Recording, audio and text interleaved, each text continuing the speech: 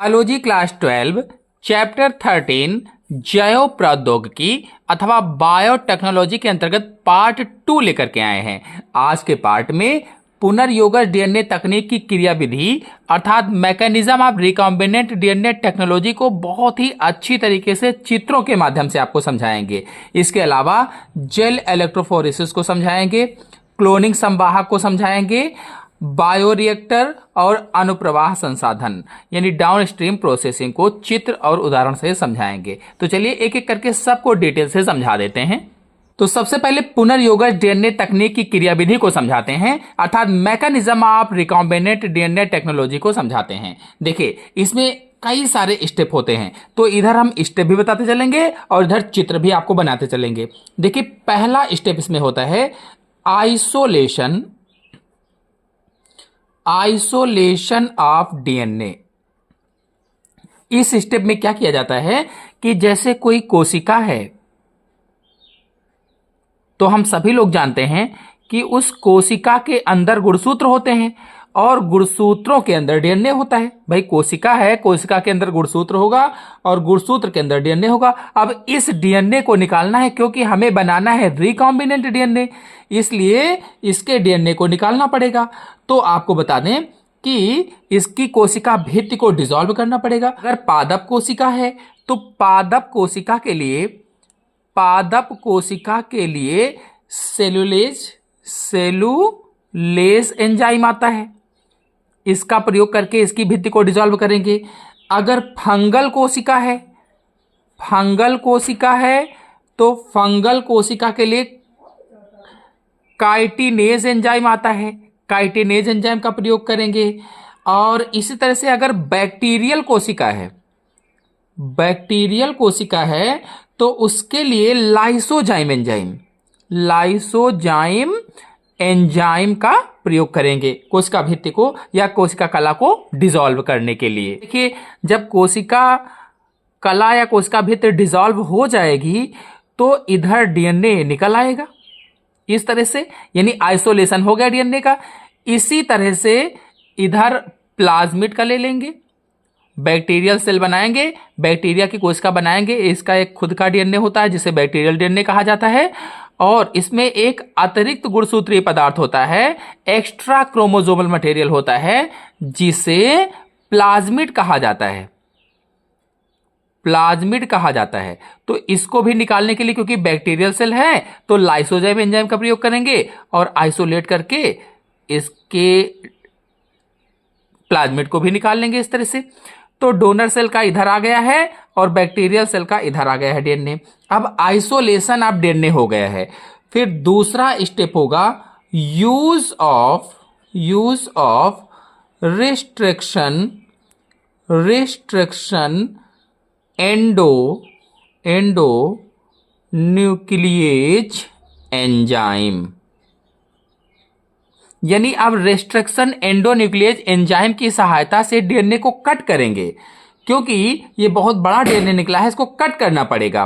तो यहां पर use of restriction endonuclease enzyme, use of REE, shortcut में REE, use of restriction endonuclease enzyme. इसी तरह से यहां भी यूज करेंगे, इसको भी कट करेंगे। तो जब कट करेंगे तो डीएनए के छोटे बड़े खंड ये अलग अलग इस तरह से हो जाएंगे। मान लीजिए ये भी कट हो गया है, तो इस तरह से कट हो जाएगा। अब ये जो डीएनए कट हुआ है इसको क्या करेंगे, इसमें से उस जीन को पहचानना है जिस जीन को इसके डीएनए से जोड़ना है, बैक्टीरिया के डीएनए से जोड़ना है। तो अब इसके लिए gel electrophoresis, use of gel electrophoresis करेंगे।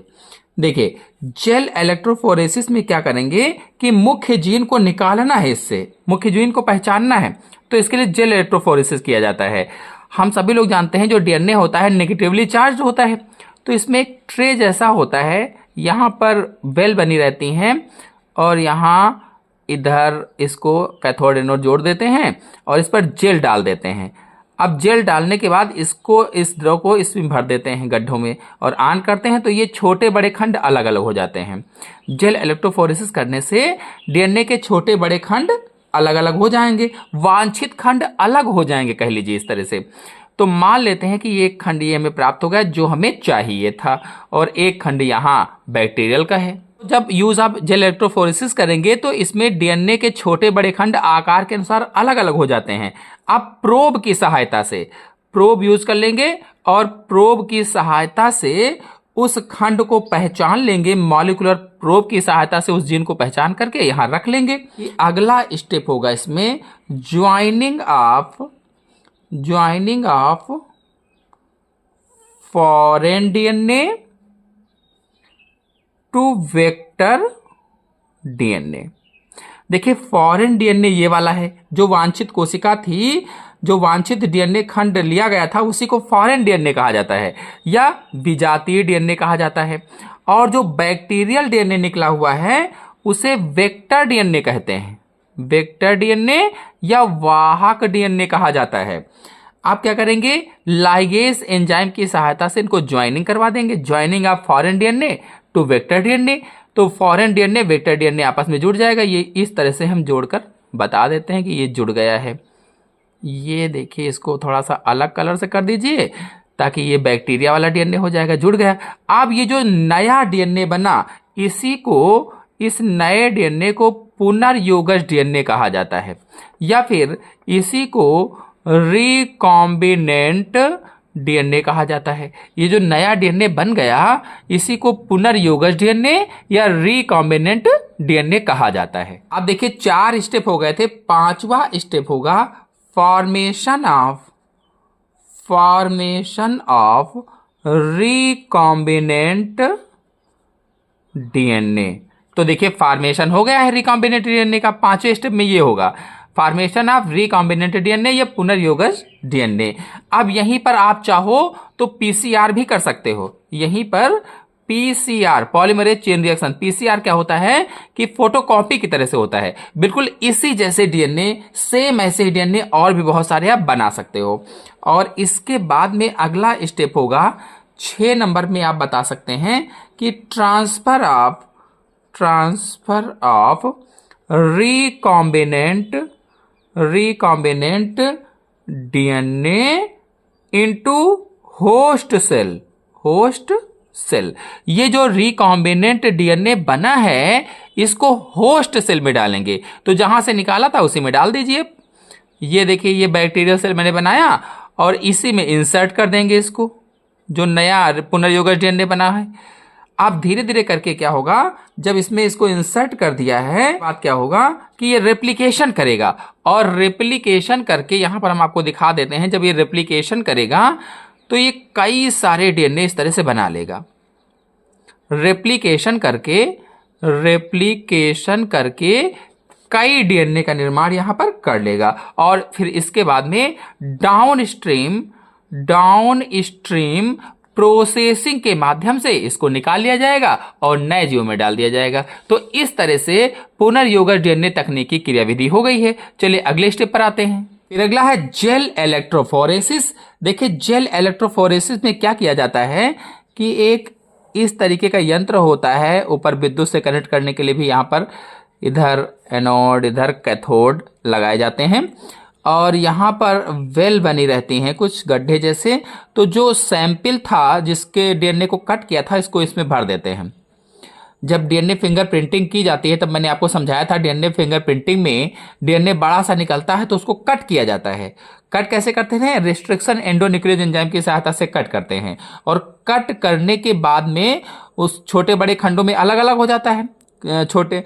अब उन छोटे बड़े खंडों से उसको पहचानने के लिए क्या करते हैं कि जो मेन हमें जीन चाहिए उसको पहचानने के लिए जेल इलेक्ट्रोफोरेसिस किया जाता है। तो वही द्रव ब्लड वाला इसमें भर दिया जाता है, या फिर जहां से भी डीएनए प्राप्त किया है उसको इसमें भर देते हैं, और भरने के बाद यहां पर ऑन करते हैं। तो जो डीएनए खंड हैं वो साइज के अनुसार इस तरह से अलग अलग हो जाते हैं। बड़े खंड पहले रह जाते हैं और छोटे खंड दूर दूर तक चले जाते हैं। इसके बाद मॉलिक्यूलर प्रोब की सहायता से उस वांछित खंड को पहचान लिया जाता है। अच्छा, अब अगर इसको परिभाषा के रूप में लिखना हो कि इलेक्ट्रोफोरेसिस किसे कहा जाता है, तो आप बता सकते हैं कि वांछित जीन वाले डीएनए खंडों को विखंडित डीएनए के खंडों से वैद्युत कण संचलन वैद्युत कण संचलन जेल इलेक्ट्रोफोरेसिस को ही कहा जाता है, या इलेक्ट्रोफोरेसिस को ही वैद्युत कण संचलन कहते हैं, द्वारा अलग किया जाता है। यानी वांछित डीएनए खंड को हम पाने के लिए क्या करते हैं, जेल इलेक्ट्रोफोरेसिस करते हैं, जेल इलेक्ट्रोफोरेसिस। और इसमें क्या यूज किया जाता है, एगारोज जेल प्रयोग किया जाता है, एगारोज जेल का प्रयोग किया जाता है। एक समुद्र में शैवाल होता है एगार, उसी से ये एगारोज जेल प्राप्त किया जाता है। समुद्री शैवाल जो एगार होती है, समुद्री घास सीवीड्स जो होती है, उसी से एगारोज जेल प्राप्त किया जाता है। ये प्राकृतिक बहुलक होता है एक तरीके से, प्राकृतिक बहुलक। आपको बता दें कि एक वैज्ञानिक थे फर्डिनेंड फ्रेडरिक रियूस, इन्होंने सन 1807 में पहली बार इस तरीके का प्रयोग किया था या इसे देखा था। अब इसी में से आगे पीसीआर था। पीसीआर कि अगर यहां पर केवल एक ही मेन डीएनए है, कम ही डीएनए प्राप्त हुआ है, तो उसको पीसीआर किया जाता है। पीसीआर का होता है मतलब पॉलीमरेज चेन रिएक्शन होता है। पीसीआर क्या है, पॉलीमरेज चेन रिएक्शन होता है, यानी कि डीएनए की अनेक प्रतिलिपियां इससे तैयार की जाती हैं। जो डीएनए होता है अनेक प्रतिलिपियां पीसीआर के माध्यम से तैयार की जाती हैं। और पीसीआर की खोज कैरी मुलिस ने की थी। कैरी मुलिस ने पीसीआर की खोज की थी। कब? तो 1985 में कैरी मुलिस ने पीसीआर की खोज की थी। और इसके लिए इन्होंने ताप स्थिर एंजाइम टक डीएनए पॉलीमरेज का प्रयोग किया था। ताप स्थिर एंजाइम टक डीएनए पॉलीमरेज का प्रयोग किया था, जो थर्मस एक्वेटिकस बैक्टीरिया से प्राप्त होता है। यह एंजाइम कहां से प्राप्त होता है? थर्मस एक्वेटिकस बैक्टीरिया से प्राप्त होता है। और इस प्रकार के जो बैक्टीरिया होते हैं वो गर्म झरनों में पाए जाते हैं, गर्म झरनों में मिलते हैं। तो ये हो जाएगा पीसीआर। चलिए क्लोनिंग संवाहक पर आते हैं। अगला है क्लोनिंग संवाहक या क्लोनिंग वेक्टर।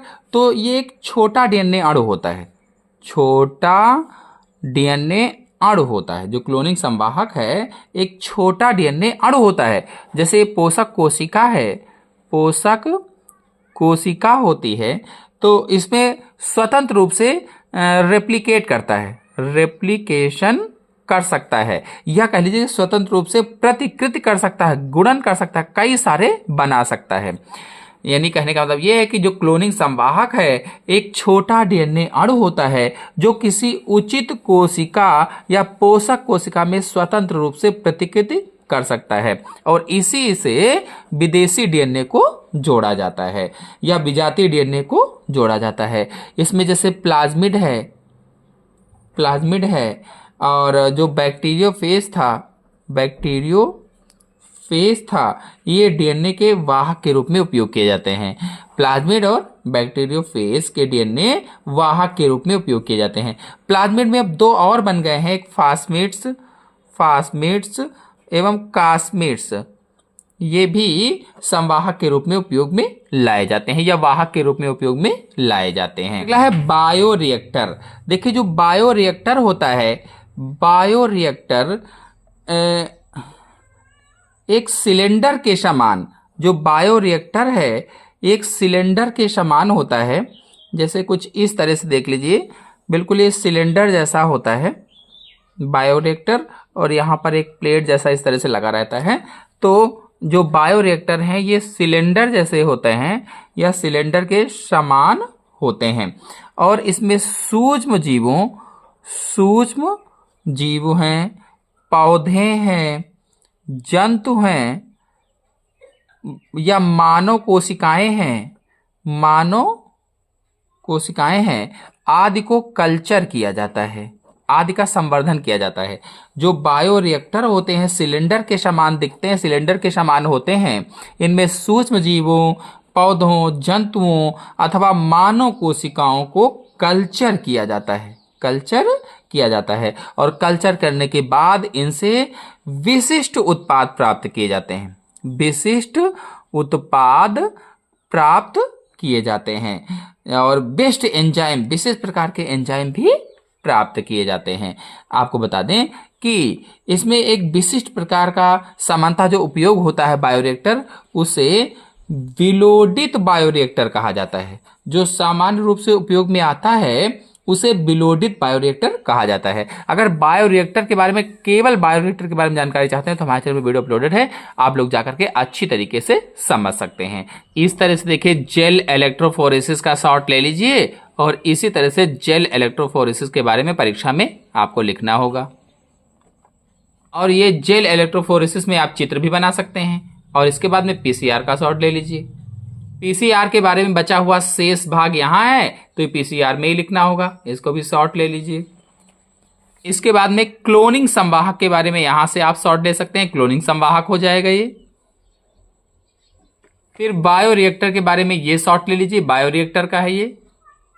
बायोरिएक्टर का शेष बचा हुआ भाग ये है, यहां से आप शॉर्ट ले लीजिए, बायोरिएक्टर का शेष बचा हुआ भाग हो जाएगा। इसके बाद में अनुप्रवाह संसाधन के अंतर्गत ये आप शॉर्ट ले लीजिए। फिर प्लाज्मिक डीएनए और गुणसूत्रीय डीएनए में अंतर भी लिखा हुआ है, इस तरह से ये हो जाएगा। आशा है आपको वीडियो पसंद आया होगा। पसंद आया हो तो वीडियो को लाइक कीजिए, अपने सभी दोस्तों में शेयर कीजिए। चैनल पर पहली बार है, चैनल को सब्सक्राइब भी कर लीजिए। धन्यवाद।